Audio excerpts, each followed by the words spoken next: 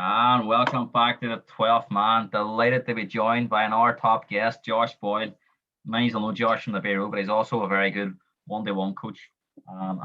Someone I think as well is going to make it in the game. Knowledge is excellent, and we're going to share some of that today. We're going to be looking back at Man City's 3-0 victory over Spurs, where they made it 11 League Ones in a row, and now are they unstoppable and going for the league this year. We're going to be looking back at Liverpool's defeat at Leicester, where they're now 30 points worse off than they were last year, and does the injuries warrant that drop-off? We're also going to be looking at Josh's team, Man United, as well. We're going to be asking Josh where's sort of going wrong since Christmas. Dropped a lot of points, a lot of draws. Is the team good enough? Is the manager good enough? And what do we need to bridge that gap to the top? We're also going to be giving a Champions League preview and Europa League preview, as well as the predictions for the European football back this week. So, Josh, delighted to have you in. Great to be on, Josh. Thanks very much for having me. Anytime, I have to say, I'm getting absolutely spoiled. Recently, with all these top guests that are coming on. But Man City going into the weekend, I think everyone did expecting to beat Spurs, but I think the problem with semi Spurs, the minute teams are rolling over quite easily. But do you think City deserve a lot of credit for how they played on Saturday? Was it just they were just too good for Spurs, or do you think Spurs helped them out quite a lot? I thought City were unbelievable, especially in the second half. Spurs didn't make it easy for them, but City still have to go win the game. They were brilliant. They set up with a 4-1-4-1 and completely just demolished Spurs. I think Spurs could have played the night. They want to score a goal. Yep. They were totally outclassed. That's what I thought anyway. But it's not really. It's embarrassing as well for Spurs because the fact they beat them 2-0 in the season, it looked like there wasn't much between the teams because obviously Man City haven't done start the season too well, but since then it's just been a complete reverse role, and Spurs look well short of what's going to be needed to be anywhere near the likes of Man City. And that's a worrying thing for Mourinho and a worrying thing for Spurs fans. Before we start to talk about Man City, the one thing I want to bring up was, how do you think Harry Kane will be feeling watching that when he sees a team like that just completely roll Spurs over, outclass them? Do you think that he's going to be thinking it's not going to get much better here? I worry for Kane, his future at Spurs. I think he will be looking to go at the end of the season. It couldn't be enjoyable playing that team. Now, if they're winning, it is enjoyable. But when they're not winning, it's really bad. It's hard to watch. He's standing up there isolated. He's making runs, and you the likes of Lamela on the ball, not finding him. Yeah. Boys off him aren't making runs for him. I've never seen him. I used to think Callum Wilson was the most isolated striker in the league with Newcastle. But for a top 6 team, Spurs, Harry Kane up there. I think that's one thing that's been talked about the last few weeks. Apart from Newcastle, Spurs are probably the worst team to watch in the league, people have been saying. And at the moment, it's you can't really argue that. You say it, there's times that Kane and Son be quite isolated, and then I think on Saturday, Son was like almost playing like a left back at times defending. So it's very worrying. But getting back to Man City, 11 straight ones in the league. I think they're unbeaten since that last Spurs game in the league as well. Do you see them just cantering to the title now? I think are 7 points clear. They've got this game in hand against Everton in midweek. If they already won that, they'll go 10 points clear. Do you see any way back do you see what's not even any way back? Do you see any team maybe bridging the gap and making a bit of a fuss of it, or do you think City's just going to just catwalk this? I don't see them losing a match again the rest of the season. I don't see who can beat them in the league. When I look around the league, the teams in Leicester maybe could cause them a bit of trouble. Because of how good they are. They have beat them before in this season. But to me, Man City just look really good. Like it's comfortable. The matches aren't hard. I think Sheffield United caused them a wee bit of trouble. Made it a lot harder than Spurs did. Anyways. So no, I can't see them losing this league. I think where City's come unstuck over the last couple of years in games is when they come up against a well-organised team like Sheffield, or like teams that maybe make it difficult for them, and they do score maybe a goal, they're always sort of likely to concede a goal. But this season, that hasn't really been the case. They've been keeping lots of clean sheets. They're defensively pretty sound. So you'd always fancy City to score a goal in a game. And at the minute, that's looking like it's going to be enough. They've not really been conceding goals. So you say they look like a really title-winning team. And I think sometimes people get caught up in the fancy football and they're not scoring as many goals as last year. They're not the same team. But are they an all-round better team now than they've ever been in terms of they can win games 1-0. They can score goals 3 or 4 as well, as you've seen against Spurs.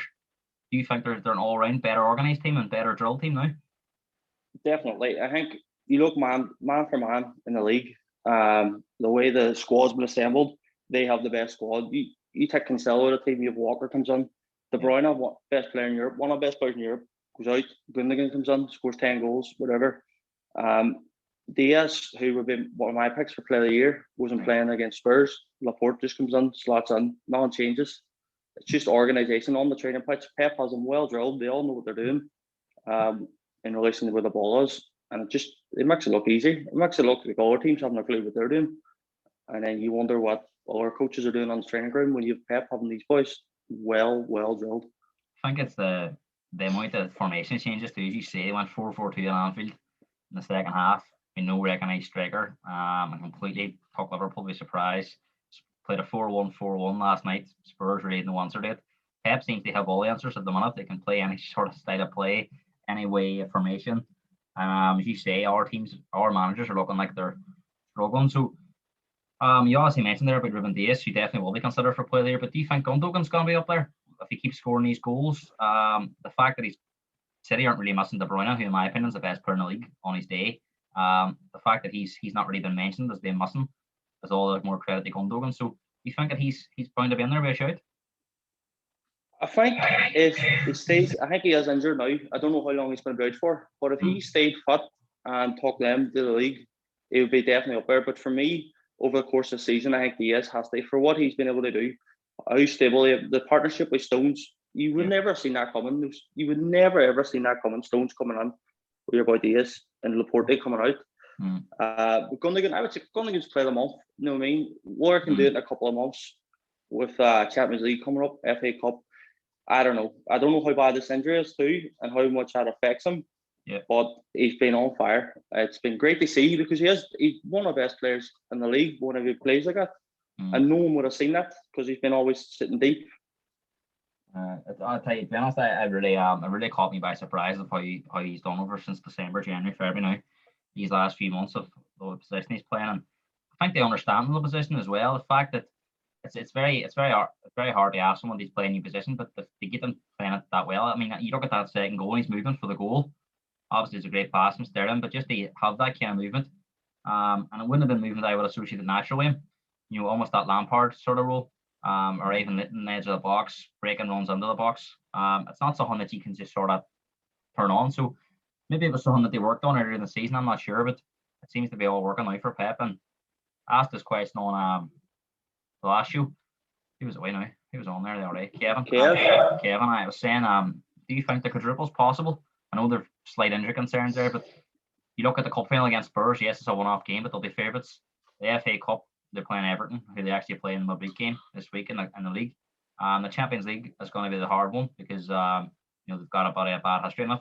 But the Borussia Mönchengladbach, who you'd fancy them to beat, and then they're in the quarter final. We don't know who they're going to get, but do you sense this is their best opportunity, especially the fact that if they were to go 10, 13 points clear, that they can maybe rest players in the league to get their best team out in the Champions League? I think in terms of quadruple, league's gone now. League's wrapped up. I think League Cup, I would back them for that. FA Cup, anything can happen, but they're definitely favourites. They are definitely favourites out there with Everton. We'll see tomorrow night how that goes, and it'll probably just be a repeat. I think Man City will beat Everton. I think they're a really good record at Everton, over the last few years with Pep. The Champions League now, the only person that's going to beat Man City will be Pep himself. He tends to overthink the big ones. Last season against Lyon, I remember watching that match thinking, just put out 11 players. You'll beat Lyon with 11 good players with a game plan, whereas he has to overthink it, dropping players down, moving things about. Cause himself problems, Gary. Definitely. I think the thing that'll help City, if it does stay, you don't know what UEFA seem to be changing things from week to week. I mean, there's games now getting changed to these different stadiums, so you couldn't say with absolute certainty they're going to stick with the two legs. If they get into the quarterfinal, semi-final, they might end up. You just don't know what UEFA's going to do. But I think if it stays with the two-leg format, it'll suit Man City. You'd struggle to find teams to beat them over two legs the way they're playing, and the squad they have. Obviously, Bayern Munich will be the one they want to avoid. I think they'd probably rather play Bayern Munich on a one-off game in the final and take our chances. But if you even seen Liverpool now, if Liverpool played them over one game on one day, you'd maybe say Liverpool. But it's a 50-50. I know they've got their concerns this year, but you wouldn't write Liverpool off. they were to draw Liverpool over 2 legs at the minute, you would say City would win comfortably. So that'll be the advantage for City, as you say.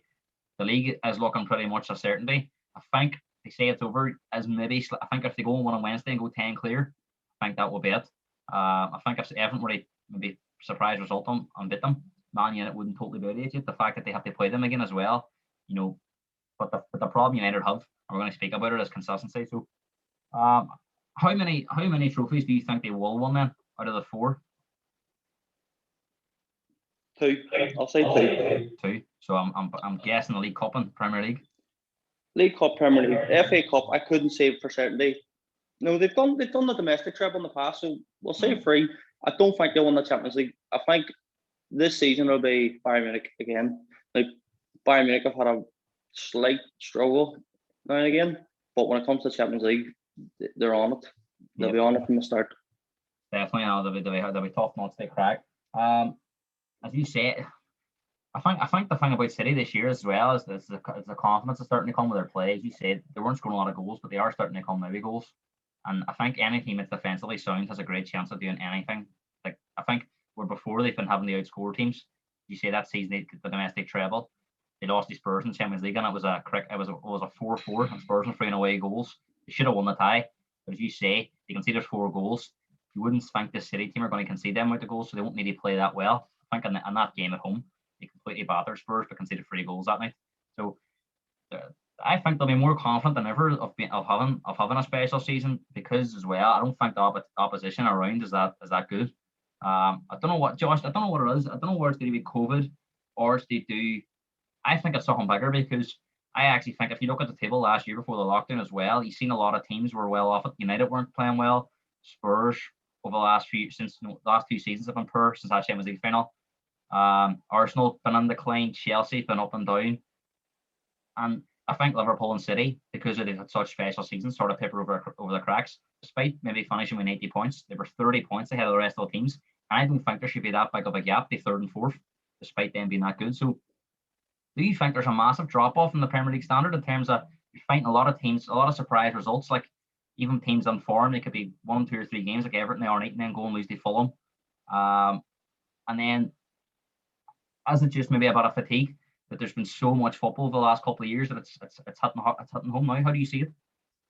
I think definitely the drop off has been massive. Now, I don't think this weekend particularly. I watched all the matches in the league. There wasn't one good first half in the league. In terms of quality. There was nothing really good. No, the second half the games become more open. It's a lot more interesting. Like last night with Chelsea blew. They don't even have to blow Newcastle away. They played the second gear, didn't they? It was a training game. Second gear, and their passing was shocking for players at that level. Even Jorginho, who's one of the best passers in the league, passing out for throw-ins and stuff, 5 yards, maybe just 5 yards away from where he's trying to pass it. But it all adds up, you know what I mean, to the quality of the match that you're watching. And City to me don't look like that. They don't look like their quality drop. They actually look like they've stepped it up. And you say the drop. United, watching Man United play, Spurs, there's some power teams in this league that are right up there. And it just shows you the quality of the Premier League has completely dropped this season. Like you're looking at now, top 4, you can finish top 4 with 60 points maybe. You were needing 72, 73, 3 or 4 seasons ago. So, and people are sort of going, oh, it's COVID, it's no fans. I seen this last year before. If you go through last season up to March before the league stopped, teams as well were that top 3 and top, anybody could have finished 3rd and 4th. United came from miles back, they finished 3rd and 4th, and you have to give them a lot of credit for the way they finished the season. But in previous seasons, they'd been far too far behind to make up that gap. So they're I don't know whether it's down to just quality of teams or it's down to maybe too many games. I mean, I think we're in major trouble in terms of the season completely derailing, because I think the teams are running out of gas. I think if you watched that Man United and West Ham game last week, the 2 teams were, and that's 2 teams that are fighting for the top 4. It looked like 2 teams from League 2 playing each other. The quality was unbelievable. I think the Everton Spurs game was down to more defensive errors than proper quality in the game. I know it was a 5-4. I think a lot of the goals were defensive mistakes rather than great play. It's been a while since I've watched a proper good game. Even go back to Liverpool Man City last week. Well as Man City played in the second half, Liverpool really gifted them the goals. So it's been a while, and I think the season did start quite well in terms of the matches were good, but it's really derailing. And the fact the Euros is coming up now at the end of the season, The players aren't going to get an hour rest. They're going to be back on date next season again. Are we going to get more of the same, do you think? Aye, so the Euros coming up is it's going to have a massive impact. You look at, as you said earlier about the Champions League, if they go 2 legs and you have to fly across Europe and all, they play these matches. I think they should do 1 leg once a quarter final hits. I agree. But I don't think they're going to do that because of the TV. You know, these TV companies have been promised 2 matches, Champions League football each leg, so I can't see them doing that. But the quality from last season's Champions League, semis, quarters, with the 1 leg was brilliant. It was like a tournament. It was a wee money tournament, and it was excellent to watch. So I think they should do that just in terms of these top players, and then give them a break before the Euros and give them a good break after the Euros.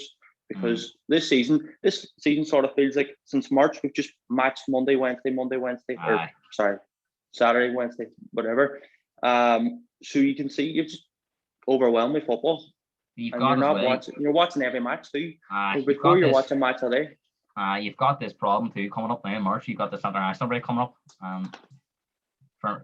All these international breaks this season, to me, they really should have scrapped that Nations League. There was very little point on that I've seen. The World Cup qualifiers we start now in March. Can they not push them back to September, even and maybe play? I don't know. But then the other problem that teams have been doing as well is there used to always be 2 international games you had during a break. What teams are now doing is playing two proper, 2 professional matches and then a friendly in between. So it's ridiculous. It's playing 3 matches in 6 days, and they're coming back to their teams with risk of COVID, risk of burnout. I think we're in major trouble coming on this summer. I think you're going to see a lot. I think the Euros could completely be decimated with injuries. I think a lot of players will be fatigued. You'll probably see a really poor tournament. And I always think the Euros is better than the World Cup because there's less teams involved and it be a lot tighter, and that's usually a better watch. But I think the fact that it's going to be all over Europe too, again, flying from one country to another is going to make it very difficult. And you could see next season as well being very, very similar to this one in terms of low points needed to finish in the top 4, 8 or 9 teams. People are saying it's exciting. I think it's awful, the fact that our teams from 10th, 9th can possibly finish 4th now at the minute. I'd rather see top quality teams fighting at the top instead of I was looking at the league, right? You look at 17th to 10th, there's only 8 or 9 points between 17th and 10th. And then you've only got maybe 6 points between 10th and 4th. There's not a lot of difference between the sort of teams that are around the bottom than there is fighting for the top 4. So how do you see it, Josh? What do you think needs to happen? Do you think that, I know it will be awful in terms of you'd probably be wishing it was on, but do you think there's I know they won't do it, but do you think the Euros should possibly be called off? So see, just on the first part about the quality, see the fact that Man United are sitting second in the league and we're top, it just says it all, because I think they're awful. They're awful to watch. We'll get on the United after, but anyway, that's the first point on that. The second point, they're never going to scrap the Euros. No, they aren't going to do it now. The Euros was pushed back to this year so that they could play the Champions League last year. Yeah. Now, UEFA or whoever runs the international football, the calendar, they had to fight for that, and they're not going to do it again. They feel like they're road matches. That's why they're playing 3 and 4 games, which is ridiculous. As you say, you get boys like Mo Salah having to fly to Egypt, fly back, put so many stops and stuff. No, I don't see how it's sustainable. And you'll see now they'll come back because there will be COVID tests, and the Premier League might have matches called off, and it'll be a shitstorm.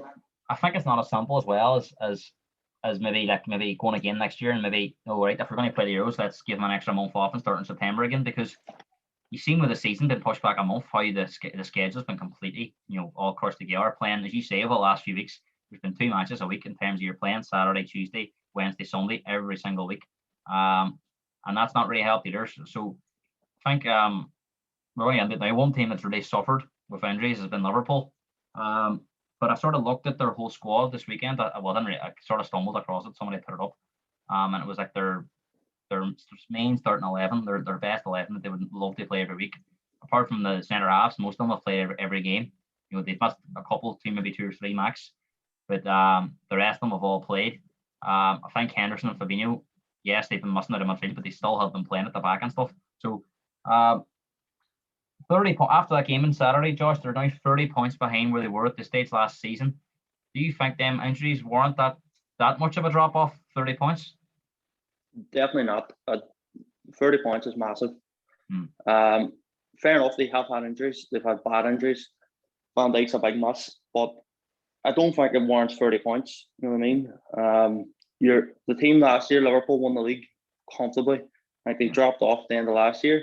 Yeah. League was gone. Doesn't matter. But this season, it's just been so far from that. It's mental to watch. You're seeing Liverpool, and they're not playing like Liverpool over the last couple of years. I agree. They've lost their identity, haven't they? That's the way they play. You look like a team of strangers. Now I'm not sure what it is. And one thing I put it down to, right, is, and Kevin did really point out that Klopp's having a lot of personal problems, right? But people have been talking about fatigue. He looks the most fatigued of them all. I think he looks exhausted on the touchline. I think somebody pointed out too. He looks a lot grayer from last year. I know stress and stuff can come under it, but I think maybe not going home to see his family's obviously been an issue. With his mother passing away, you can only imagine what he's going through. But do you think that all that going on is affecting his ability and his judgment in terms of some of his decisions and stuff? So obviously has to have some sort of impact. He'll say it doesn't because he's a professional, but it has to. But in purely football terms and him looking fatigue, I would say he's in a position now with Liverpool where he hasn't been before, where he doesn't know why they're not winning matches. He doesn't know why he's not getting attacked and runs happening. So he's probably watching videos and sitting up and not sleeping. You know what I mean? That type of thing there could have an impact on a manager or a coach. So I would say that's probably the reason for the fatigue. He's scratching his head, wondering what's going on. And then you say you're looking at Man City and everything's going together, and he's wondering, why is this not happening to me? You know what I mean? No. And it's not for what the trend, as you say. I can envisage Klopp, as you say, sleepless nights of watching the games back and stuff and trying to find ways. But obviously the players have to take a lot of responsibility as well. But we're going to get on that in a minute. But do you sense with Klopp that he's at a moment where obviously I think with his mum passing away as well, it's an impact, but do you think that he needs a break from football and it might be more of a decision in the summer where he thinks, you know what, I've took this squad as far as I can, unless I'm going to get significant reinvestment, they go again. There might not be much point in carrying on for another year to give it away. And maybe the fact that do you think it looks to me now that he needs a break in the summer, and maybe you might see him take a year out from football or maybe 2 years before he comes back. I honestly believe people might think I'm mad, but I honestly do believe Klopp might step down in the summer. I think that he looks like he needs a break from it. I don't know how you see it, Josh. I think it's a big possibility. But the thing I would say about Klopp is I think he's at the best club in the world for him. I think Liverpool and Klopp really, really suit each other. We're patient with him for the first couple of years. But now you might sense that they've got the Champions League and they've won the league. And maybe the fans get impatient. Now, I'm not saying they're going to call for Klopp. No, it's been clear that they're not doing that. Call for Klopp to leave. But they will get impatient with some of the players. They'll have to. You'll have to take out your frustration somewhere. There was obviously strong rumours at the weekend that he was going to be getting sacked and stuff, which I never believed. But when these rumours start, they're usually coming from somewhere. And I think it's more the fact, not him getting sacked, I think it's more of a personal decision. I think Klopp probably wants to get the season over at the moment because they're not really going anywhere in the league. I think the top four is going to be a lot to ask for them at the moment because I don't think they're not in any kind of form. If Chelsea keep going the way they're going, Liverpool really going to have to step it up and go on a run, which they haven't really done throughout the season.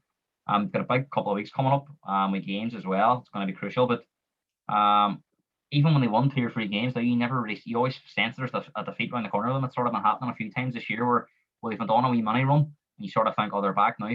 But then they go and lose a game. So do you think they're going to finish in the top 4 or do you think it's too soon to write them off? I think Chelsea will overtake them now. And to be honest, if they don't finish in the top 4, it's going to have big consequences for them. Yeah. I mean, this is probably going to be the biggest in the league for a team not having the top 4 by them because the revenue, they're not getting any revenue, do you know what I mean, from Anfield. And if they're not in the Champions League, that's another big must. Now, the main thing I would say about not missing the top 4 for Liverpool is Liverpool have now got themselves to a position where you hear the talk of Mbappe and stuff going. Yeah. Now, I never believed that, fair enough. But it was a possibility whilst they were in the top 4, whilst Klopp was there, and whilst they were challenging for leagues and Champions Leagues. Once they don't make the top 4, all the Mbappe talk and whoever else on his level, Haaland, that goes away. It just goes away, and you'll not hear from it again until they're back up there, consistently going to Champions League. Josh, I think you'd be similar to myself. You'd have a lot of friends or Liverpool fans and stuff. And one thing they've been some of the closer mates of mine that are proper Liverpool through and through, they've been sort of saying that the owners at Liverpool have really not invested a lot over the last few years. And they were saying to me, if the fact there's no fans, if there's no top four, that means they've lost that European money. Because the Europa League money is nowhere near the Champions League money. The fact that they've always been a sort of you have to sell, they buy policy. There's not going to be much change in the summer in terms of the squad. They have to sell maybe salary, bring somebody in, and stuff like that there. And so I sort of think Klopp might look at that as well and think, is there really much point in going again with the same team? I've already won the Champions League, I've already won the Premier League. And I don't think he's in the best place himself personally as well. I think he might be questioning his own ability in terms of not his coaching ability, but just his inability to carry these duties as a manager. I just think he needs a good rest and stuff, and needs to gather himself, see his family again. He can do it over the summer in terms of you get a wee bit of a break, but I think you'd be the same with me and coaching. You never really have a break at all. You're always thinking about what's coming up next and stuff. So how do you see it sort of playing out now between now and the end of the season and going on to next year? So, see, you said about your Liverpool mates and they talked about recruitment. I'm the same. I see the main problem with Liverpool is their recruitment over the last couple of years hasn't been good enough. As well, the drop off from their first team to someone coming in is probably as big as I've seen in the league. You know what I mean? Yeah. As United drop, Cavani doesn't come on. Martial, all right, he's not the best, but he's still going there and do a job. City, we spoke about the strength and depth they have. Liverpool don't have the strength and depth. Yeah. You have a 35-year-old James Milner playing the other day. Starting against Leicester, midfield of Barnes and Didi, do you know what I mean? Tillmans, stuff like that. I don't get how that's been allowed to happen. How they've allowed the situation where they were Champions League, won the league, and now you're starting a midfield. And Origi's your backup striker. Shaqiri, who hasn't played, has been coming back and stuff. I think you're right. I think in terms of what you're saying as well, recruitment. I think the recruitment prior to that was very good in terms of they strengthened their first team. But as you say, recruitment and recruiting people to come into a team. Origi's not really done. The left back is signed from hasn't really put Robertson under any sort of pressure. Thiago's come in and hasn't really worked out. So you say the recent summer hasn't been that good in terms of recruitment. I think prior to that it was excellent, but I think as well the fans I've been talking to have been very, very critical of FSG and saying that it wasn't sustainable what they were doing in terms of they get lucky in terms of selling Coutinho and bringing in the players they did. That's not going to work every single time. And as you say, all them problems have really just come at the one time. I think the defensive injuries have obviously contributed to that, but as you say, towards the end of last season, and even look at that Villa game at the start of the season, they had their best team playing in them games, and they, it would be interesting, but would they be able to go Tory City this year with their full team? It would have been interesting, but I don't think they would have done. And I think City looked like they're the best team in the league this year by a million miles. So, moving on to your team, Josh, United, obviously, prior to the new year, obviously, and then they beat Villa on New Year's Day. Everyone was sort of getting excited about United possibly challenging City at the top. It's been a drop off in terms of points dropped and more draws. They've only really had the one defeat, I think, to Sheffield. The rest of them have been draws. Dropped a lot of points since January. Josh, what do you put that down to? I put that down to the squad that they have. The team's not good enough. They weren't in a false position. I hate that. You were up there for a reason. They won the matches. They get the second they were top actually at one stage. So they got there on merit, but the drop off since then is down to the players that they have. Do you know what I mean? Pogba's been injured now the last couple of games. He was playing well. I know a lot of people don't like Pogba. I like him. He was playing well. And he was playing well. And I wouldn't be his biggest fan. I wouldn't be his biggest fan, but I have to say this season he's been very, very good. I think Bruno Fernandes, I know he scored the other day. I think his form has dropped in terms of overall play. Now you'll not hear many United fans saying that. I do think his overall game has dropped. Do you think we United, right? There's a lot of reliance on individuals to do stuff more than a team maybe doing stuff together. Do you think that goal Bruno scored at the weekend is a great goal? Do you think a lot of their moments come down to, I know they have their games where they beat Southampton 9-0, and I think on their day United they can be very good, but in terms of consistently putting performances together, a lot of their wins come down to maybe individuals doing stuff. How do you sort of summarize? You need to do that. That's been the way they've been playing. No, they need Rashford to pop up with a goal. Pogba against Fulham pulled us out with a goal, and Fernandes has just been constantly pulling us out with goals. I think they don't have a game plan. I can't see United's game plan. Against West Brom, they already start with two holding midfielders against West Brom. I couldn't understand that from the first minute. And then when they concede a goal, then I think a strong manager would probably with 10 minutes just say, Fred, you're coming off. We don't need you anymore for this match. You know what I mean? You're 1-0 down against West Brom. You're going to need a manager with 5 balls to do that, but that's what I think someone would need to do. You know what I mean? Do you think with Solskjaer, he can be quite naive at times, and he has to take his fair share of blame and the results over the last sort of 6 weeks? Do you think that he has to take his fair share of the blame? You see, Solskjaer to me, right? He'll do stuff for about 6-7 weeks, and you'll say, right, oh, maybe he has to, and then he'll just do one thing, and you go, that's why he's not like against in the Champions League when he done take Fred off against PSG. So moments like that there where you're thinking an experienced manager would change that. He's been playing Martial through this season. I don't understand. I don't know if they're getting stats about his running or something, because I can't see what he's doing in that team. I don't think it's a question of Solskjaer's ability. I think it's just a bit of naivety and a bit of an experience at times. I don't know where he gets caught in the headlights of it and maybe just freezes on the spot. Because I mean, you can't go from being he has turned United around a bit. You know, you can't go from being, you don't become a bad coach overnight, and the players do speak quite highly of him. So he seems like he's a good manager, but tactically maybe, and just maybe his in-game management, I think that's a big one. His substitutions at times just are not at the level United need. How do you see it? I would agree with that. His substitution, sometimes you just be scratching your head wondering what's going on. No, against teams like, say, Burnley, you're playing a low block, they're sitting deep, and they'll bring on Daniel James, and you're like, no. When it's calling out for Amara, nobody come on. And you just want Mara to come on, or Donny van de Beek.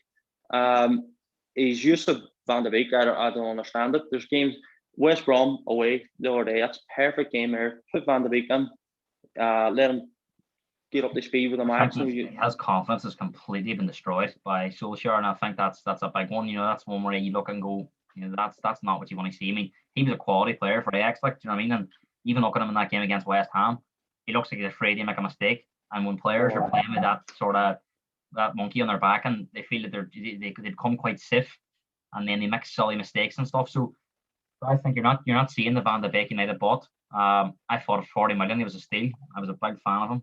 You think about Ajax getting the Champions League final, or they were one kick away from the Champions League final. Them games against Spurs, them games against Real Madrid. He was in Juventus. He was brilliant. Like, you know what I mean? And he was playing with confidence, playing with belief and identity. He looks like a shadow of himself at United, and I just question where Solskjaer bought him. I don't know how do you see it? Well, I don't know who bought him. I don't know if Solskjaer bought him with a plan in place, and he maybe seen him in and thought, no. But I think a lot of things we forget this season is the pandemic. These boys are getting bought on now. You know, he's coming over to England, young man, like he's probably not seeing his family. He's sitting in a house or a hotel himself. No, the training's there's probably no banter in the training because they're not allowed to go near each other in the change room, that kind of thing. But in terms of just on the pitch, I think he does look scared. I think the other day, seen Fernandes warming up against West Ham, and he almost looked scared. You know, he just knows. I seen that. And that's, if you ever played yourself and you see subs warming up, if you're playing well, you know you're not getting tucked off. And if you look over the bench and you see someone maybe plays right wing, go, no, he's coming on to play left wing because I'm not getting subbed off. I'm playing well. Whereas he knows he's coming off every time on the 67th minute. That's down to a lack of confidence and a lack of belief from the manager. He's thinking the manager doesn't believe in him at all, and I think the fact that he's playing with that, he doesn't really fancy me at all, that contributes to his performance. I think he's seen it last year quite a lot with Ndombele at Spurs with Mourinho and stuff. The two of them didn't get on. There was a lot of stuff in the media about them. I think whatever happened over the summer, he's got Ndombele on side, and he's probably been behind Kane and Son this year. He's probably been Spurs' best player with Javier. Do you know what I mean? So these things can turn around quickly, but it'll come down to the manager putting the arm on the shoulder with him and trying to fit him under that team. Because as you say, I think he's too good a player not to be in that team. I think in a lot of the games, you say, do they need McTominay and Fred on there? But then I think the problem is he doesn't trust his defence, and that's why he's playing with the two of them. And that's one area of the team I think, Josh, you're probably going to speak about now, that they can improve. That back five in general, the four defenders and the goalkeeper, how many of them would you like to see starting as United's best team next year? I would take Shaw's been playing well. Wan-Bissaka's been playing well. Going forward, I think Wan-Bissaka's probably one of the worst players I've ever seen on the ball, but off the ball, he's outstanding. You know, his tackling kind of thing. De Gea, I would keep him for another year.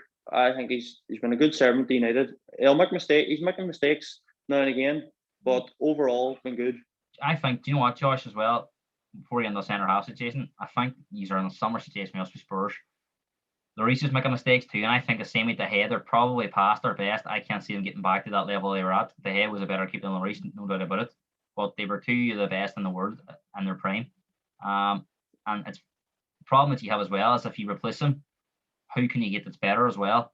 A lot of goalkeepers make mistakes and stuff, and you don't only see Lloris has been helping out the PSG. Imagine you see him going out there and making save, getting his confidence back, and then you've replaced him with somebody that's not as good. And the same is how United. I think Henderson's possibly gonna be the next number one at United, but he's got mistakes in him as well, and that'll be something that Solskjaer's looking at. But do you think as well? I think you said there, a good servant. Do you think sometimes there as well as fans we're being too loyal and we're thinking about all the good times that they've had? Do you think it's just time that maybe we should move them on? How do you sort of see it? I think there has to be some sort of loyalty with footballers. Do you know what I mean? Fans are always quick to hammer players when they're looking for to leave. You know what I mean? But whenever the team make them leave, there's no loyalty to the player. No, like Romero getting told you're training with the youngsters. No, man's done nothing wrong. I would have him as the backup. I think Henderson is erratic in the way he'll come out. He'll do mad things. Against Sheffield United, it's all right. He's up for it because it's his old team. But he comes off his line going mad. Whereas De Gea, you know where he is. You know he's not going to come flying off his line, and that does harm him sometimes. But United know what they're getting with De Gea, and I think he's the highest paid player in the league. I don't think he's going to be going anywhere. Do you know what I mean? I'm nearly sure really, he's signed the biggest.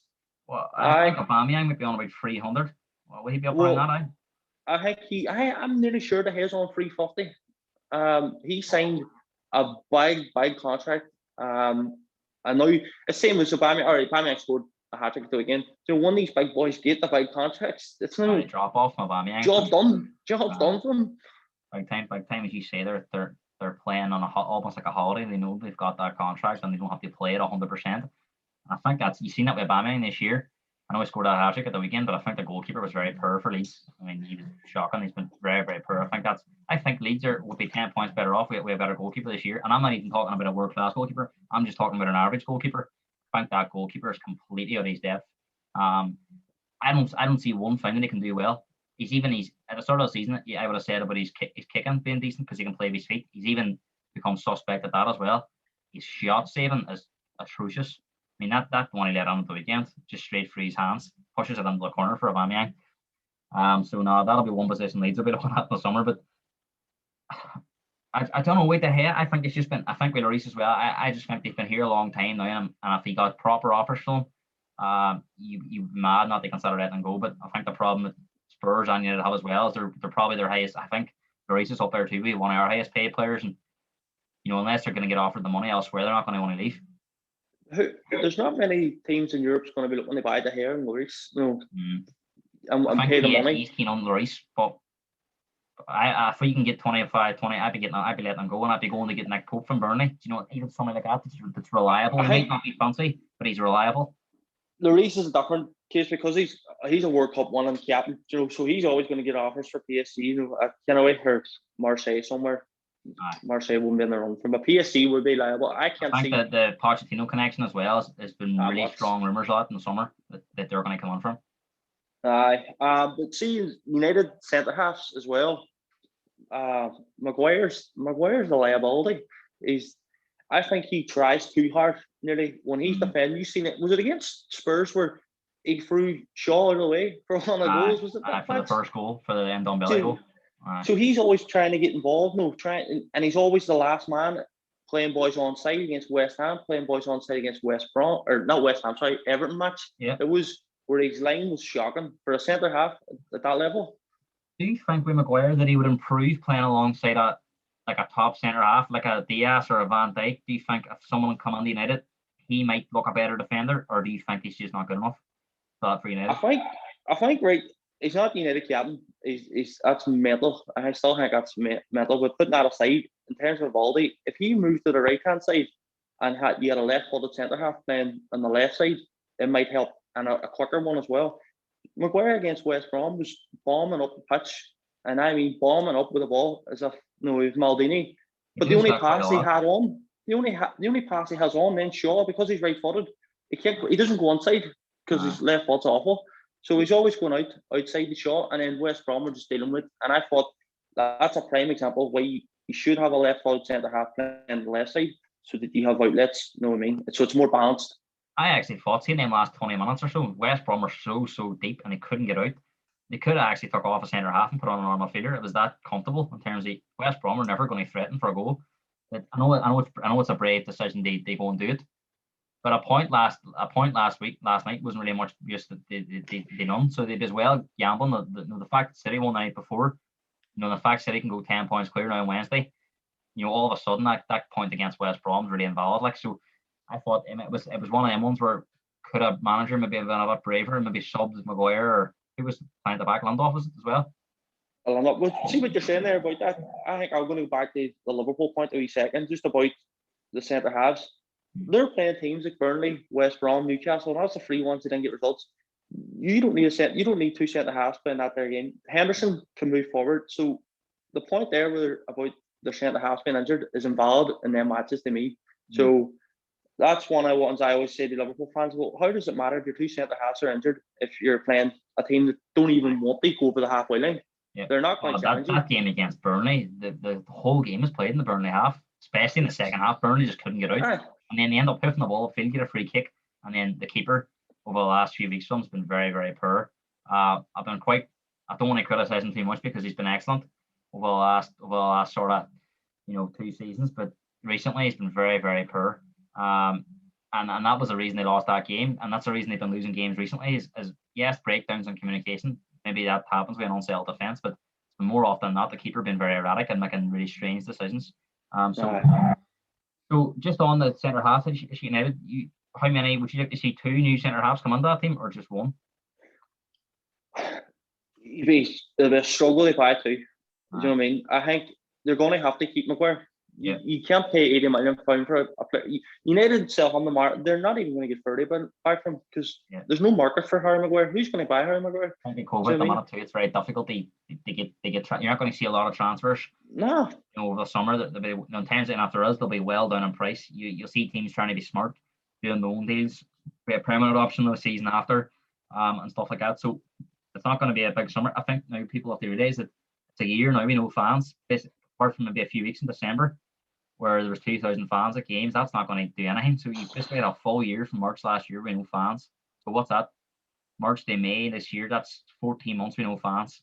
That's not just fans at games as well. That's just not the ticket prices. That's the revenue in the stadium during the game, the drinks, the food, stuff like that. There's a lot comes into it. So it does point to a quiet summer. So it's going to involve teams being smart. And I think as well, the good thing about it is you look at teams like Leicester.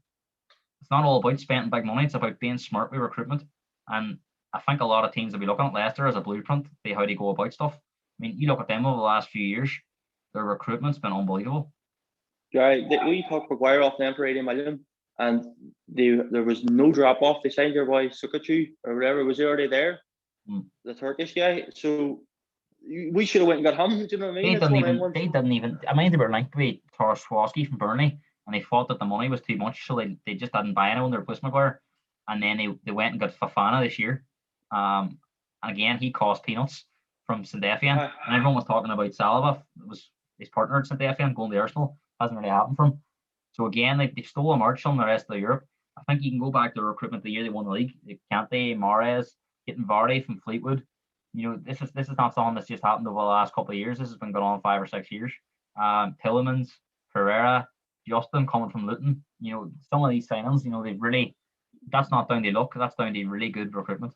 And in my opinion, they're one of the best managers in the league too, with Rodgers. Definitely. I think Rodgers is better Solskjaer. He's, you know what I mean? He's levels above Solskjaer. I think the one thing that you could have questioned before is possibly his tactical in terms of the way he set up that day against Chelsea. They lost the league. He probably only needed a draw. I think if you bring the Rodgers now back to that game, he goes about it differently and he probably gets a result. And Liverpool going to win the league. So I think he's improved a lot. And honestly, I've been saying on this podcast before, I think Mourinho will be going in the summer. Regardless, I don't think it's sustainable. I don't think it's going to, even if he wins that cup, I think Spurs will be looking to replace him. Nagelsmann's obviously been strongly linked this week. Spurs are huge admirers. So that maybe where Spurs might end up going, but I'd love to see Rodgers come in. I think Nagelsmann will be going higher than Spurs, to be honest. I think where his stock is at the moment, I think he's one of the highest rated coaches in world football. You know, I think you'll stay with Leipzig maybe for another year and see what's available next summer, Real Madrid or whatever. Apparently, the rumours coming to Germany is he wants to come to England this summer. He feels that he's took Leipzig as far as he can. So you look at it, Liverpool, will that become available in the summer? That'll be interesting if, you know, but if Klopp was to stay and Guardiola's obviously at City, if United, I think I'll stick with Solskjaer. Tuchel's only coming at Chelsea. Spurs is going to be as good as it gets. So, you know, does he see Spurs as an opportunity to come on there, put his blueprint on it? You know, I think what I said before on the show, I think it was with Christie. I was saying that I think Nagelsmann and Spurs are the kind of manager they go. That's the kind of manager they go for. A young manager that plays attacking football. Personally, I'd like to see Rodgers come on, but as you say, Rodgers might feel at the minute. Rodgers might feel that Leicester's the best place to be. You know. So it'll be interesting. You know, what happens over the summer. It's a big summer for a lot of teams, isn't it, Josh? I would say, in terms of Nagelsmann going to Spurs, and if you are a Spurs fan, if I were a Spurs fan, I'd want Rodgers. Reason being, you're going to have Rodgers. You get 5 years out of him. Maybe he's not going to go to Chelsea, United, Liverpool. You know, so you're not going to lose your manager unless you sack him. Nagelsmann do 2 seasons with them, and you'll be looking to go to Real Madrid. Maybe a step up Bayern Munich. Bayern Munich maybe down the line will be looking for him. And as highly rated as Nagelsmann is, I think he's a big gamble because he's never managed in England before. I like to see Premier League experience. You know, I wouldn't even be against the lad from Brighton coming in, Potter. I think he's a very good manager. I like the way he takes and stuff. I think he would be. And you look at Brighton stats, I've said before, a few times before, they're very unlucky to be in the position they're in. You know, it's just down to lack of quality up front, not scoring goals. Their stats all over the pitch. They should be mid-table. So, and I don't particularly think they've got a great team. So I think that he's a lot of the credits down to him, the way they play and stuff. So I would be very keen on. I wouldn't be disappointed to see him come on either. But how do you see it with Spurs? Just on Mourinho, do you think that the summer that'll be it? I don't get Spurs at all. I don't know what their game plan was. I don't know how they were going to get 3 points out of that Man City game. The thing that frustrates me about Spurs the most is about Mourinho is when Mourinho came back in, he signed your man from Lille, what do you call him? Sacramento or something. His assistant. And he's only like 32. So I was thinking, right, this is a young boy. I know fresh ideas, maybe going to give Mourinho a wee lift, coming on. And there was, remember his first match against West Ham, there was I think that West Ham game, Mourinho just flicked the switch back these old ways. So, and then it's just gone back now. Do you know what I mean? I think the West Ham game where they scored Lanzini one this season, Gareth Bale had a chance. They won that in the last second. You know what I mean? So that goes one way, and you're thinking. See up until that game, they beat Southampton 5-2, beat United 6-1, and they were 3-up against West Ham. So they were playing a lot of fun for football. But that game, obviously, Mourinho reverted back to his old ways. But I think over the last couple of games, he's came away from that again. I think he's asking the players to be a bit more attacking again. And you've seen against Everton, they conceded 5, against City, they conceded 3. But a bit more open because he's not been playing with Sissoko. He's been playing with Højbjerg and then Dombele as a 2. And then Dombele likes to get forward and stuff. So I think Højbjerg's become isolated in there. And I think that defence Spurs is very, very poor. So I see. My thing with Spurs is you look at Mourinho and you say he's a defensive coach. To me, he always likes to work with what he has. So if he thinks the defenders are better than the attack, he'll work on that.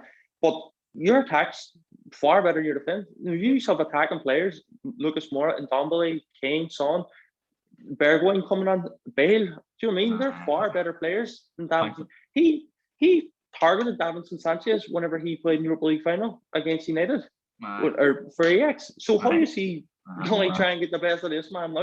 I don't get it. It's brought him under desperation, to be fair, because I think Dyer's been very poor over the last few weeks. But the problem he's got now, Mourinho, is he's changing his back four every single game. And it's creating a lot of uncertainty, and there's no confidence on there. The keeper's having a nightmare at the moment. I think the keepers, some of them, people have been saying, it's defence and all, but it's creating, it's hard for a goalkeeper when the back four's changing. But the goals he's letting in are simple saves, so there's a big problem there at the back. And I honestly think we're going to end up finishing mid-table somewhere around 9th or 10th where we are now. And I don't think, even if he wins a cup, that's going to be good enough. They stay, unless he wins the Europa League as well. But I don't think we'll be good enough to win that either. So I think there's every chance in a one-off game in a final, he could get a result against Man City. Man City might have an off day. Spurs could get in front and they might be able to see it out. You just never know. But I think as a whole, are Spurs fans happy they won a League Cup and finish mid-table? Certainly not. That's not good enough. Do you know what I mean? You see, I think when Mourinho come on, because his whole thing was he wins cups and Pochettino didn't win a cup. and maybe I got his back up. People thinking he's past it, but Pochettino's getting the big jobs, even though he hasn't won anything. So he'll be going looking for a cup, and I think he should go for the Europa League. So I don't think he won it, but he should put all the eggs on that, because I think they're not going to win Champions. They're not going to get the Champions League. They're not. I think that's what's going to happen. I think over the next few games, Spurs results aren't good. You'll know that it's mid-table. That's the best they're going to be, and they'll go out through the league. But they won that. It's a difficult competition they won, and obviously they will have an eye on that cup final in April. But I think Carragher spoke very well last night in Monday Night Football about it. He was saying that the reason Mourinho was brought in was the Spurs were finishing third, fourth. Obviously last year there was a drop off, and they were getting the final, semi-finals, not one of them. The whole idea they bring Mourinho in was they get them over the line. They maybe go and challenge for the league. They go and win a cup, but not they finish mid-table and win a cup. So that the drop off in the league's been very poor. And I was reading that or seeing last night that his points to game ratio is actually worse than it was at United at the minute. So for me, the league form's not been good enough, and the fact that makes it worse, it's been a very, very poor season in terms of the standard anyway. So the fact that we're mid-table now, in a decent season, we'd be maybe bottom half of the table. So no, it's not going to be good enough, and I'm sure Levy knows that. And I think at the end of the season there will be changes, like there has to be. Well, there has to be a change in the way the team are playing. Do you know what I mean? And against Chelsea, Liverpool, and Man City again, I can't see how they were going to get any points out of it. Do you know what I mean? I thought you were going to nick a draw, you would sit deep, but they weren't even doing that. They were just poor. You know what I mean? It was just a bad team to watch. I said to you last night too. I don't blame Mourinho. I don't blame him for everything. I think the players as well, some of them aren't good enough, and they need to start moving players on. Been there too long, and they failed this before. So what makes you think they're going to give us any success now? I mean, it wouldn't surprise me if we got to this final. We did play right, and somebody made a stupid mistake, and we lost the game, because individual errors, the Spurs over the last few years has been common. And even that game against City, I know City played well, but the 3 goals were all avoidable. Again, it was all very, very poor defending. Goalkeeper should have saved the penalty. I mean, harsh penalty. He should have saved it, the keeper. And then the second goal goes through his hands, and then the third goal is just comical from Sanchez. Do you know what I mean? He had to come on them. See on the City match, with his man management too, about players making mistakes. He's bringing Dele Alli on 3-0 down in the 60th minute. You know what I mean? I can't get my head right. Dele Alli probably thought he was away to PSG, play Barcelona that night. That's probably where his head was all transfer window. And then all of a sudden, now you're back on now, and he knows Mourinho doesn't like him. And the rest of the players know that too. We spoke off air about man management and stuff, right? And you can see already that Bale and Dele Alli has lost them as players. They're not interested in playing for him. Do you know what I mean? They're not going to play for him. So, and if that happens, it's very difficult, as we said, to get it back on modern day management. So there's big problems there, and I honestly think we'll end up finishing mid-table, and we'll be put out of Europa League. We'll probably get through this round. I can't really predict how it's going to go because you don't know what the draw is going to be like. But I think we'll play the lowest ranked team left in this competition. And the fact that the first leg's in a neutral stadium, and we've got the second leg at home, I think we'll be more than good enough over 2 games to get through that. But up against a good side, we'll struggle. And the League Cup is down to a 50-50 game in terms of, well, it's not a 50-50 game, but it's a one-off game. But if City aren't at it, and Spurs Kane and Son have a good day, there's a chance we could win it. But that won't be enough for me to go, well, there's progress. Then I'll be looking at the league position, and that'll be a step back. I don't think the League Cup is good enough for Spurs fans to. All right, there's a cup, fair enough. It's always good to get the cup. I actually don't think this League Cup should be going on this season. I think they should have scrapped the whole thing. Make a wee break in the calendar. But it's on. I think City won. Have City won the last 3 in a row, 3 or 4. I think they're going for 4 numbers. You know what I mean? They're well comfortable.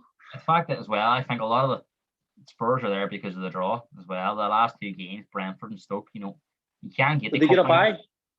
They get a bye, and they beat Chelsea reserves on penalties. I know Spurs didn't play their strongest team too, but they won that game on penalties, and then they beat Stoke and they beat Brentford, 2 championship teams. I know Brentford's been playing well this year, and they're probably going to be in the Premier League next year.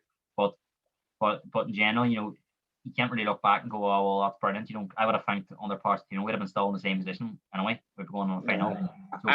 So, Frank, it's still mad that you sacked him. I still think. At the end of the day, it was always going to be look back and but I think the problem Spurs had with Pochettino was it wasn't backed properly. That after that year they finished in the Champions League final. they go 500 odd days without signing a player. You know, that's not good enough for Spurs. Like, do you know what I mean? So I think you're still feeling the effect of that. by the time, and I Missing think two. the squad's aging, especially the defence. You know, Alderweireld was a great defender, but he's well past it. Vertonghen, he left last year, but he was the same story last year. Great player, was there too long. Lloris has been there too long. Davis has been a great servant, but he's not good enough anymore. You know, right back, Oyer's done better this year. Still don't think he's good enough. Doherty's come on from Wolves, and I've been very disappointed with him. I thought he was a great signing, but he hasn't really hit the ground. I think Reguilon's been brilliant, but again, there's that buyback clause that Madrid could activate it. And we'd only be making 10 million on him, and I think we've just readied a player for Madrid. And apparently, he is happy at Spurs, but I think if Madrid come back calling, if they can get back to the level Madrid are normally at, he'll be going back to Madrid. Do you know what I mean? So he's a very good player for Reguilon. You know what I mean?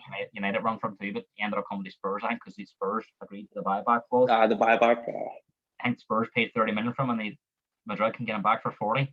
So if Madrid come on with that 40 million, Reguilon can either decide to stay at Spurs or go to Madrid, but it'll be down to the player himself. Spurs will have no say in it. So obviously they can try and convince him to stay, but they can't block the move. So that's a worrying thing. Because of the way Spurs are doing it, why would he want to stay?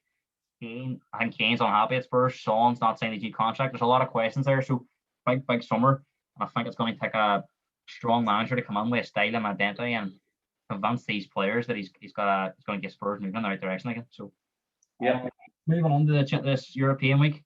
Before we do, actually, we've got two Premier League games. Just going to get quick predictions on these. Burnley against Fulham on Wednesday at 5:30 or 6 o'clock. How do you see that going? Big game at the Fulham. A draw. I'd say it's a draw. I'd say a 1-1 draw as well. And then obviously Everton, Man City, big game at the top. How do you see it going? I think Everton have to have a response from Sunday, but without Calvert-Lewin, they look like a completely different team. Do you know what I mean? And I think Man City put them away, probably 2 or 3. I'm going to go Man City 2-0. So Champions League preview. Obviously, you said before Bayern Munich are your favourites, and you think they might go and they want it. Who else do you see as possible challengers to the Bayern Munich? I think it'll be Man City, Bayern Munich, maybe PSG. But my only concern with PSG is Pochettino's just on the door. I think Neymar might be missing as well for this Barcelona tie, is he? He's missing for that, and Di Maria's missing, but I would still lean towards PSG to go through.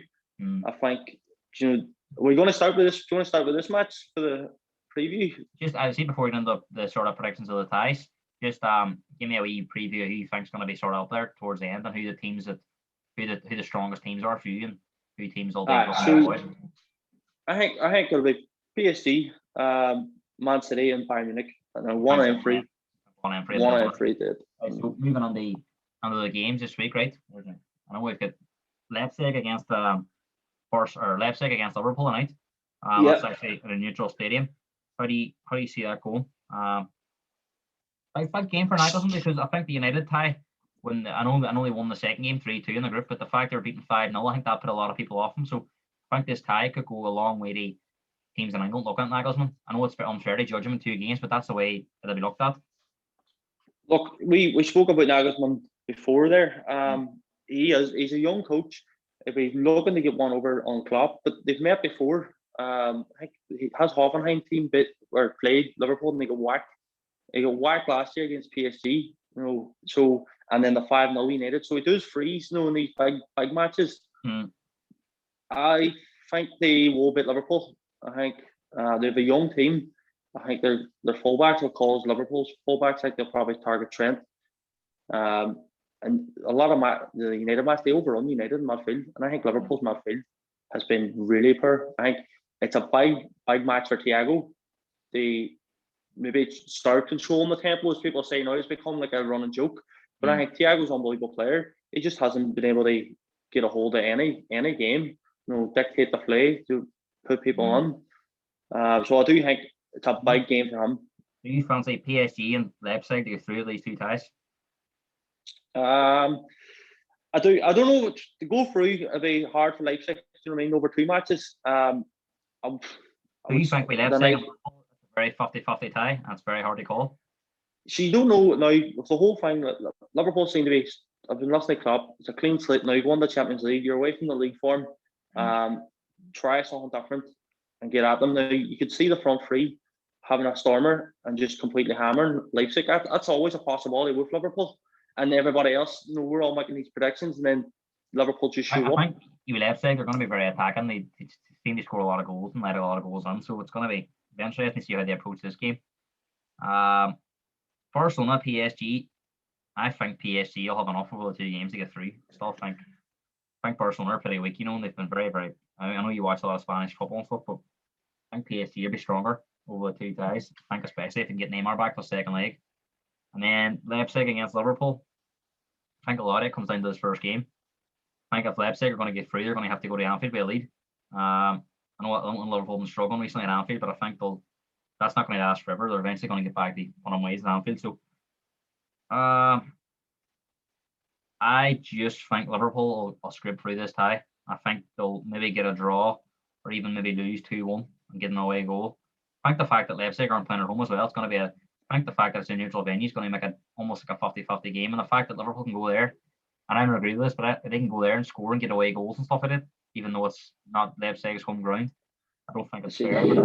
That doesn't make sense at all, doesn't it? No, I'm United man, but I would say, say against Liverpool, it's a bit of a joke, to be honest. If these matches are played in venues, neutral venues, and then the home team gets a home match. I'm going to go PSG and Liverpool to go free. I'm going to put you on the spot here. You think PSG, and then who do you think, Liverpool or Leipzig? I think Liverpool, more experience. They've won it in the last couple of years. Got the final in the last couple of years. I think they should show up in this one. They'll beat Leipzig. I think PSG will be looking for. Remember the comeback a few years ago, Barca against PSG. That'll be massive for them. I think roles are reversed. I think PSG come into this as the favourites now. I think that time I know they won that game 4-0, but I think if you looked at that tie at the time, Barcelona were the better team, and they were obviously favoured. I think PSG come into this, and that'll be the sort of the question mark around Pochettino is the fact that I know he's not won a trophy with PSG, won that final, but in terms of the Champions League, this will be his big test. If they were to go out here again, the pressure's already on him the next year. I think Pochettino, so he'll be looking to try and put his mark down here and get through, and I think they'll go off over the 2 legs. I actually think if PSG still had Thomas Tuchel, they would definitely probably get the final again. But the fact that Pochettino's only just done, I think he's played about 10 matches maybe. Neymar's out, Di Maria's a big match as well. They still should be strong. This Barcelona team isn't like the Barcelona team a couple of years ago. Struggling. Wednesday, Porto against Juventus. Porto always seem to be around the last 16, and then they just fall away, and they end up getting usually heavily bit. They always seem to get out of the group, and then they always seem to go out pretty well wump. And Liverpool bit them a few times over the last couple of years. But how do you see that going? Juventus have obviously, I don't watch a lot of Italian football either, but you associate them with being a strong team, a lot of strong players, and I think this is a favourable tie. So how do you see it going? Well, Juventus were bit at the weekend, but I think league form for them just goes out the window because they have Ronaldo in the Champions League. Now it's easiest analysis to say Ronaldo, but I think in the Champions League in the big matches, there's nobody better than him. So I think it'll be a comfortable one. He's playing against Portuguese opposition as well. That'll add that as well for him. So you say I think Juventus will be too strong. One of the reasons I actually it's good to have you on the show is you're actually quite good at you obviously watch a lot of European football. Not just, I don't mean as in terms of Champions League and Europa League, I mean as in terms of you watch the Spanish League, Italian League and stuff, so you know a lot more about these teams than I would, but you obviously watch a lot of Spanish football. Sevilla against Borussia Dortmund. How's Sevilla been doing this year? They've been doing quite well, haven't they? They're flying. They're absolutely flying. I think they've 7 clean sheets in a row. I would say their defence is probably the best in Europe alongside Man City. I think a lot of teams, defenders. I think a lot of the definitely the best. I think a lot of the teams in Europa League will be happy Sevilla's not on that because they probably have a strong chance of winning that again. But Dortmund is obviously they're another team that they always seem to play well, and then they get to the knockout stages and they don't really they always seem to fall apart. I know they've got a lot of young players. They sacked their manager. Do you know what I mean? They sacked their manager after the group stage, and then the boy they've brought on now, Terzic, he's even talking about getting sacked. So they'll probably sack him if he goes out. Do you think Sevilla come onto this in a far better state in terms of how they are? There's not many teams in Europe in better form than Sevilla at the minute. I think they'll be comfortable. I think their 2 central defenders, they'll leave at the end of the season, and I think it'll be a big test for them again. Haaland's different specimen. Do you know what I mean? What a player. So it'll be a good test for them. Do you but I think it's comfortable. Do you put Sevilla in as dark horses? You wouldn't write them off. Not they won it, but they maybe go far in it. I wouldn't write them off. No, if they get through here, and maybe they get a decent tie, Liverpool maybe, I would see them, that type of team, and get the semi-finals. Anything can happen then. But I do think once they play the big team, Bayern Munich beat them in the Super Cup at the start of the year, it's always just a step too far. They play Real Madrid and Barcelona regularly in the league. They're going into these matches and you're thinking, right, happy days, now's the time to push on, and they just get bit, and it's hard to watch because I would lean towards Sevilla, but against Dortmund's not a step up from some of the teams in the Premier League. Dortmund have been very poor this season. Well disappointed with the team that they have, because they have an exciting young team. But no, Sevilla against the big team. So Man City, Dortmund, or not Dortmund, Man City and Bayern Munich are just too much a step up, I think, for Sevilla. I'm just going to jump to next week because your knowledge is very good. I know we're a week away, but I'm going to try and summarize these ties as well. This is one tie that I'm really looking forward to now because of the Tuchel coming on doing well with Chelsea, and Simeone is obviously very tactically astute as well. If I ever go top of the league in Spain, if I'm right, Top of the league, so the form have been brilliant. Right. How do you see that now, Atletico Madrid against Chelsea? I think Atletico Madrid go through. I think they go through. I think it's going to be very, very tactical. So you're watching two teams. Simeone's in Champions League final before. Tuchel Champions League final last year. No, so you're talking about two managers that know what they're doing in the competition. The only thing I said about Pochettino, Tuchel's just done. Now, can he get the likes of Mason Mount, Giroud, Tammy Abraham to go through a Champions League campaign, won the Champions League? I think it's hard on them, but it'll be a good match. I would say Atletico Madrid will go through. Atletico Madrid. I'm going to give my predictions next week for these games, but Atletico Madrid for you. I'm actually plenty to say as well. I'm going to agree with you. In the last tie, I think Sevilla will probably go through against Dortmund as well. But Lazio against Bayern Munich. Do you think? I don't really know much about Lazio. But do you think Bayern Munich will be pretty comfortable here? I don't think they'll be comfortable. I think Lazio are a good team. They've won it. See, whenever we're talking about Solskjaer getting someone come on, see Lazio's manager Inzaghi on the touchline. It's just one of the boys you love watching him. Simeone, all action. He's got a good team. I think it's too much a step up for teams they play Bayern Munich. So I think Bayern Munich will be comfortable enough on it, but it'll be a good match. And then next Wednesday, Atalanta against Real Madrid. Now, I obviously know a bit about Atalanta because I've seen them against Liverpool. Very, very poor in one game, and then they're brilliant in the other game. Madrid obviously struggled to get out of the group, just about scraped out, and they've not had a great season. So Atalanta might fancy their chances here. But Real Madrid have got back, improved a bit since the group stages and the league and stuff, haven't they? So they've improved, but they're not great to watch, guy. Do you know what I mean? You're watching Real Madrid, and you can't recognise it from a team with no Ronaldo on it and Bale even. There's been a big drop off from them. Now last year Man City beat them, wasn't it? They put them out, and it was relatively comfortable. So I think Atalanta will cause them problems, and unless Ramos is back, I think Ramos is injured. So I think Atalanta can cause them problems. Ramos coming back with a big, he has influence in the Champions League. You know what I mean? He's captain them to how many Champions Leagues now? You think Madrid will have enough to get past them? I think their experience will be enough, but you never know. These matches, Atalanta could come out and just blow them away with a couple of goals. I don't think Atalanta will fear them. I think that'll be the thing. I don't think Atalanta will fear them at all. I think that's a problem Madrid have now, is teams don't fear them as much, in the same with Barca. They aren't as feared as they used to be. But the last tie then is Borussia Mönchengladbach against Man City. Now, the only time I've seen Borussia Mönchengladbach this year was when Madrid absolutely beat them. They stuffed them. I think it's 3-0 in the last group game, and it could have been any score. Could have been a cricket score. So I would heavily favour Man City to go through that tie. But how do you see it? I think Man City go through. Mönchengladbach, I think their manager's just like, he's taking over Dortmund now. So how that impacts the players, I don't know. You probably already knew he was going to leave, and it happens a while lot in Germany where they announced the managers before, and I think it's a bit weird because you could sort of see it. He's abandoning us in that kind of way, down tools the rest of the season. So I think Man City should hopefully. I'm a United fan, but hopefully you want to see a good Man City just go out and Pep just does it right. Does the right things. Just I think put they the will. team out to beat them. I think they would. They roll that team, to be honest. But firstly, going to move on to the Europa League. I'm only going to look at the British teams, so Yeah. we'll get the English teams and Rangers as well. But I'm just going to scroll down. The first one I see here is Real Sociedad against Man United. How do you see this one going, Josh? Obviously, Sociedad have been doing quite well in Spain. I think they were top of the league when this draw was made. They obviously aren't there anymore. But how impressed have you been with Sociedad? A lot of people saying this will be a very tough tie for United. I think it will be a tough game for United. I remember a few years ago against Bilbao, somewhere where I thought it'd be easy enough for United, but they got blew away. It was Bielsa's Bilbao. I think this is going to be somewhere.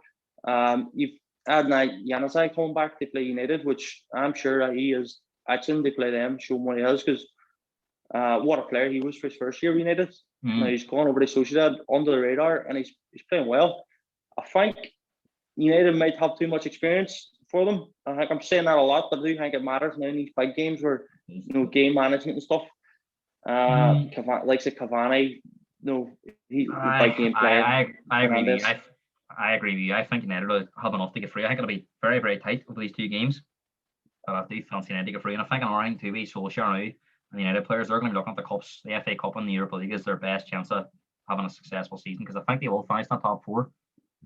I know United fans, some United fans are obsessed with closing the gap at the top, but if you do finish 20 points behind City, but you won the Europa League and the FA Cup, then you may as well finish 20 points behind them, finish 10 points behind them, 1-0. So that I think that they'll be going all out to win this Europa League. I think that'll be the target as well with the FA Cup. So I think United will have enough to go through.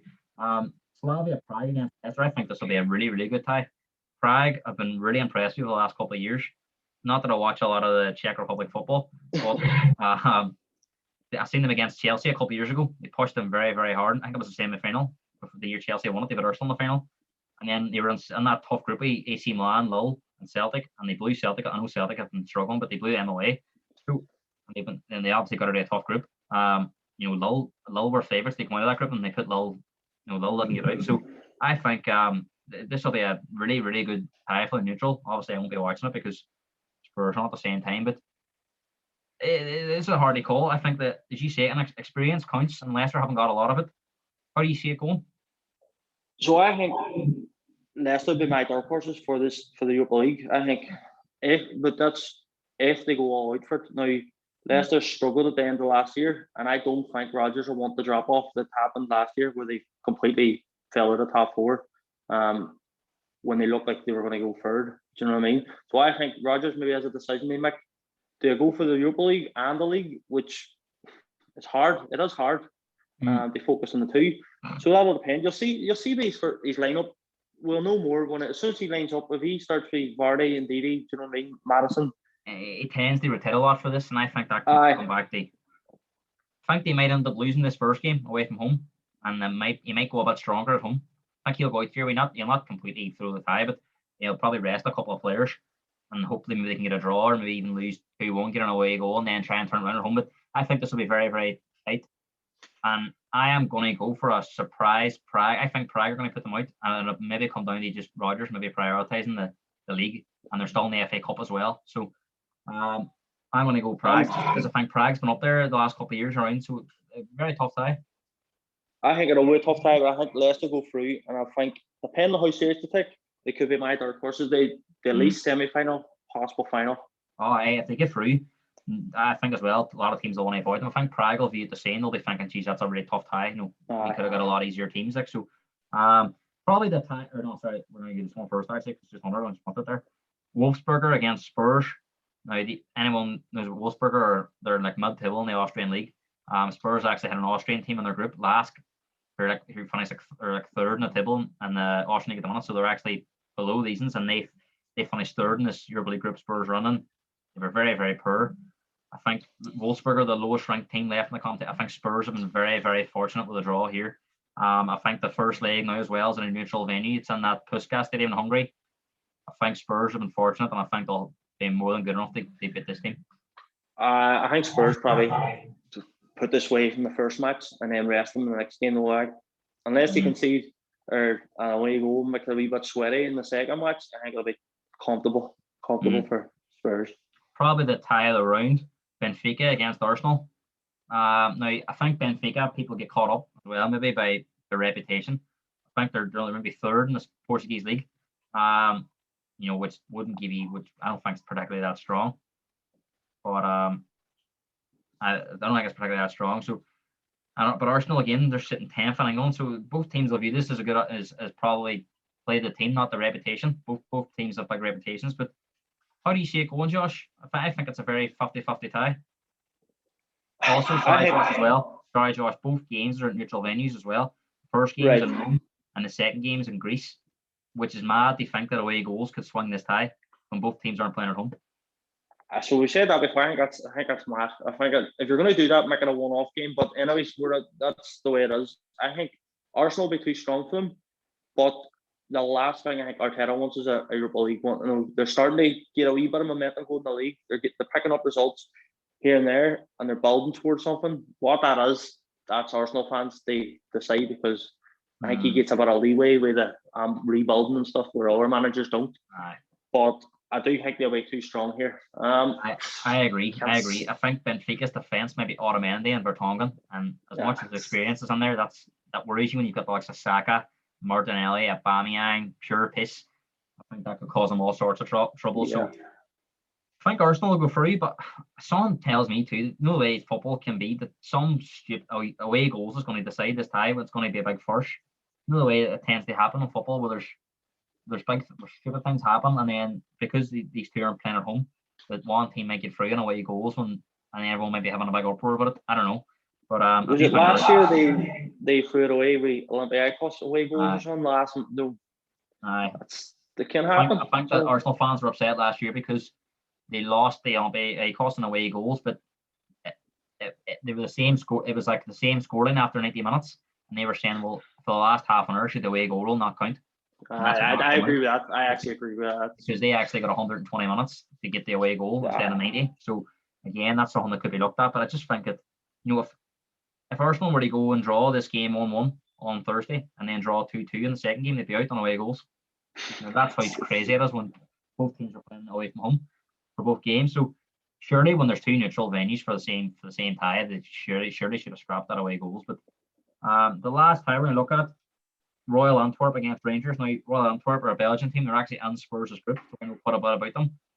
Beat Spurs in the away game 1-0, and they lost 2-0 in the home game, and I was very impressed with them. They were actually 4th seeds in the group, but they've been doing really, really well in Belgium, and very strong, powerful team. This will be no easy tie for Rangers, despite people not knowing a lot about them. But Rangers have been doing really, really well. Josh, how do you see it going? I think Rangers were one of the most impressive teams in Europe this year in the Europa League. For the group they had, it was a nightmare group they had. George brought them through it, and the league's over. I mean, that's gone. But their league form hasn't been great in terms of how clinical they've normally been. They're conceding goals here and there where they weren't doing it in the past. So maybe they are sort of dropping off there. But I think they'll be right up for this one. I think they'll go through. But you never know with Scottish teams. We think Scottish teams are better than what they actually are. I mean, the standard of Royal Antwerp might be Celtic this season. You see it'd be interesting, but just on this one, I think Rangers as well might just have enough to get free. I think Antwerp they're probably one of them teams. I think they've got a really strong home record. That's really, really hard to beat at home, but away from home they could be maybe a bit soft. So I think Rangers will be trying to keep it tight in that first game, and then Ibrox they might have enough to turn them over. So some really, really good ties this week to look forward to. Josh, thanks very much for your European insight. Great to have you on, and great to have, because now I'm stuck here with teams and stuff. I know they all bit about teams, but you know a lot more from watching these European leagues. So thanks very much, and I really enjoyed the show. Definitely have you on again, especially coming up these quarterfinals and semi-final games. I hope you enjoy coming on. Pleasure, Gary. I haven't talked football in about a year, so I was missing it. A lot of nonsense talk, no doubt, but sure, that's what it's all about. Right time. Hopefully, get on to the boss man about getting the very open soon, because we're all gonna explode here. We're not getting out. We'll get over the gates some way. I know. Hey, Josh, thanks very much, and enjoy the games this week. Top man. No bar chat later.